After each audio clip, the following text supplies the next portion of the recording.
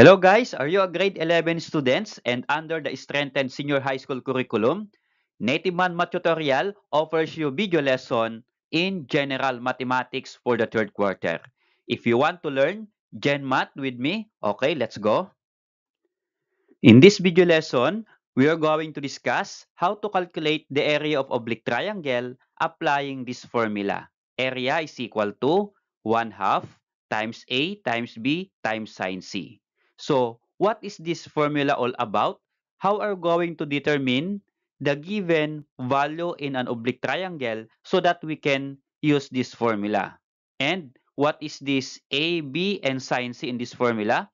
All of that I'm going to discuss it with you with examples and step-by-step computation.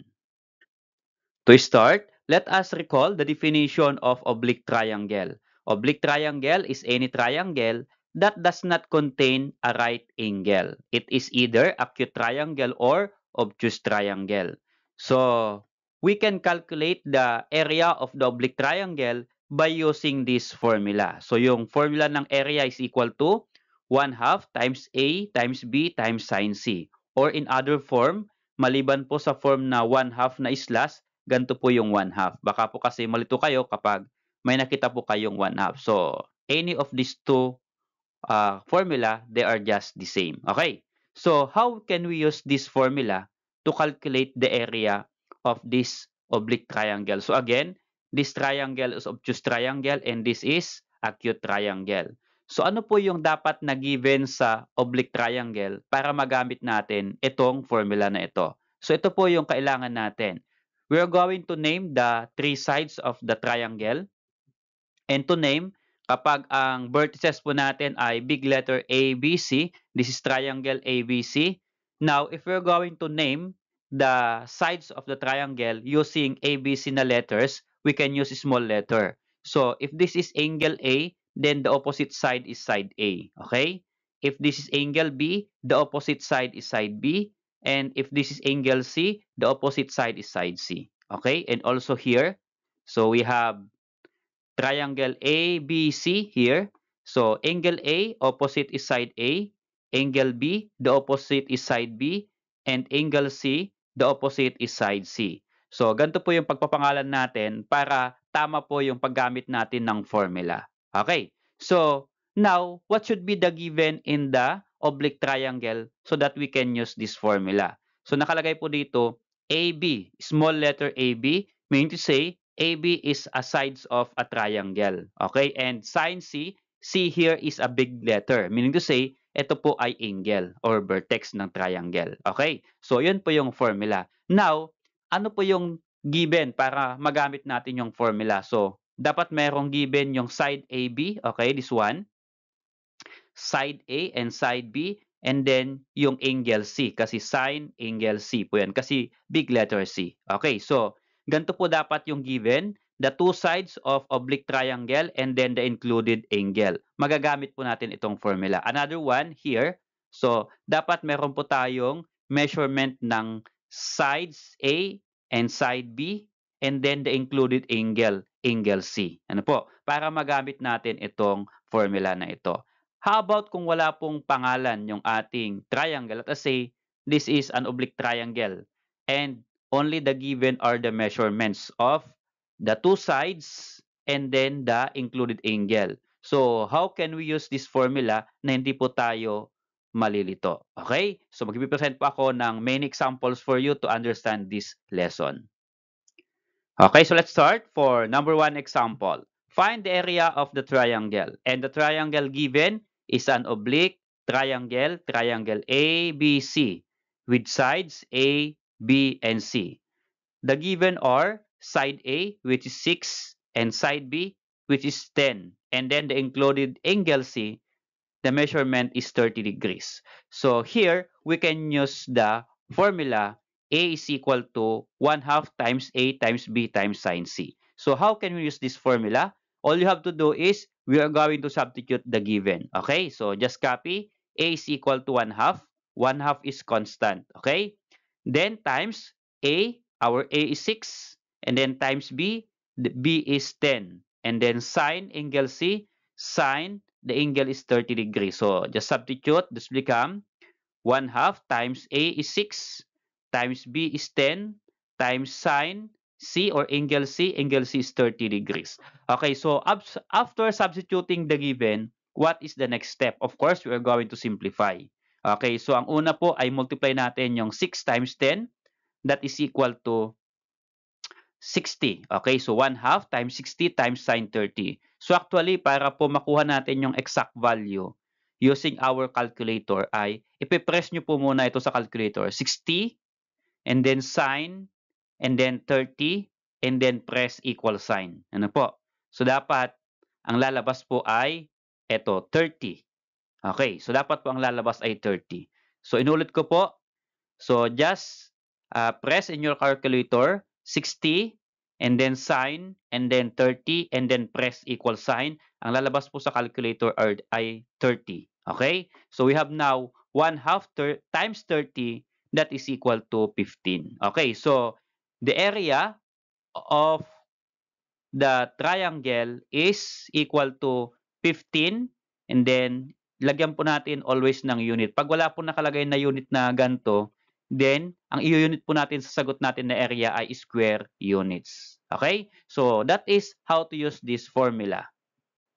So let's have another example to master the lesson. So again, we have this oblique triangle, triangle ABC, and the given sides are side A, 7, and side B equal to 4.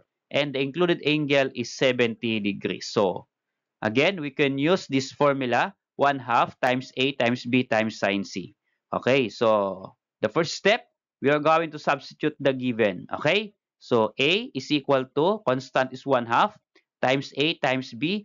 A is 4, this one, A is 7, and B is equal to 4. Okay, and sine C, or the included angle is 70 degrees. Okay, so again, ang first step, you are going to multiply this one, 4 times 7. So just copy. A is equal to 1/2 times 4 times 7 is 28, and then sine 70 degrees. So the included angle. And then again, just press in your calculator, 28 times sine times 70 and then press equal sign. Ang lalabas po dapat ay 26.311. So nakadecimal po siya, hindi po siya exact. Okay? Then copy 1/2. So 1/2 of 26.311, that is equal to 13.1555. Okay, kinuha ko po yung 4 decimal place. Okay, para medyo malapit po yung sagot natin. And the unit is square unit. So the area of the triangle is this one, 13.1555 square units. How about this example number 3? There is no any letter to name the triangle, and also there is no any letters to name the sides of the triangle. So how can we solve the area of this triangle given only the two sides and then the included angle? So how can we use this formula? So all you have to do is we just substitute the given. Pero paano po natin hahanapin yung A, B, and sine C from this given measurement of the triangle? Okay, so here, madali lang po. Kapag po ganyan yung given, the two sides and then the included angle, so yung dalawang sides po na yan, yan na po yung A and B natin. Okay? So kahit magkabaltad, pwedeng ito yung A5, pwedeng ito yung A8. Ano po? Pwede lang po. And then, just substitute. So our A is 5 for example and B is 8. So 5 times 8 is times sine.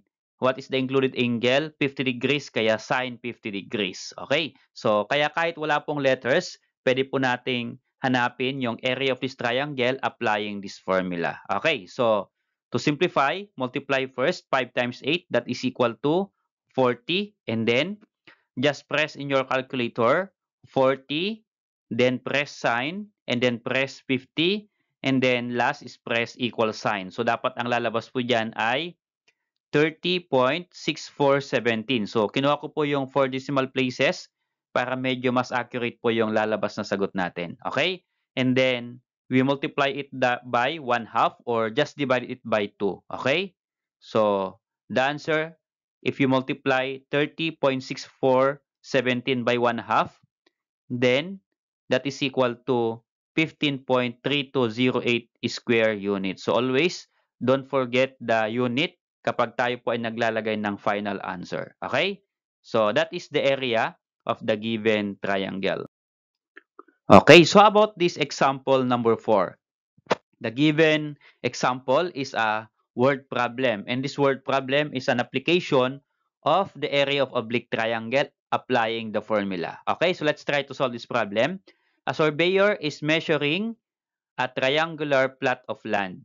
Two sides of the triangle are 120 meters and 85 meters long, and the angle between them is 65 degrees. So find the area of the land. So given here that the land is in a triangular form. Ano po? And the given are the two sides, which is 120 meters and 85 meters long. And then the included angle is 65 degrees. So we can apply the formula. Okay? So first, we are going to draw the figure or the problem. So for example, this is our triangle. And the measurement of the two sides are 120 meters and 85 meters long. So 120 and 85 meters. And state here that the angle between them is 65 degrees. So therefore, the angle between the two sides or the included angle is 65 degrees. Okay, so we have the two sides and included angle. We can use this formula. Okay, so to solve, just substitute the given. Let us say this is A and this is B. So kahit magkabartad po yung A and B, okay lang po yan. Okay.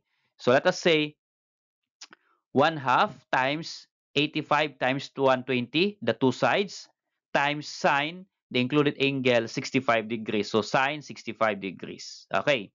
Again, to simplify, just copy 1/2 and then multiply 85 times 120. That is equal to 10,200. And then copy sine 65 degrees. So again, to simplify this equation, you just press in your calculator 10,200, then sine, then 65, and then equal sign. So dapat ang lalabas po dyan ay 9,244.3394. Okay. So here, ang nilagay ko po ay 4 decimal place para medyo accurate po yung sagot natin. And then, divide it by 2 or multiply it by 1/2. So, the answer will become 4,622.1697. And then, since yung measurement po ng sides ay meter, then ang maging unit po ng area ng triangle ay square meter. Okay, so that is the area of the land. Okay, so let's try your knowledge if you really understand the lesson. So try to answer this activity. Find the area of the triangle PQR. So this is our triangle PQR. The given measures are this side QR6, side PR10, and then the included angle R, that is equal to 65 degrees. Now, you're going to calculate the area applying the formula. Okay? So, please, after calculating the area of this triangle, baka pwede po ninyong i-share sa amin yung inyong sagot by just typing it in the comment section below. Okay, so let's check if you got the correct answer. Thanks for watching, guys. I hope that you learned the lesson from this simple video lesson. So see you on my next lesson.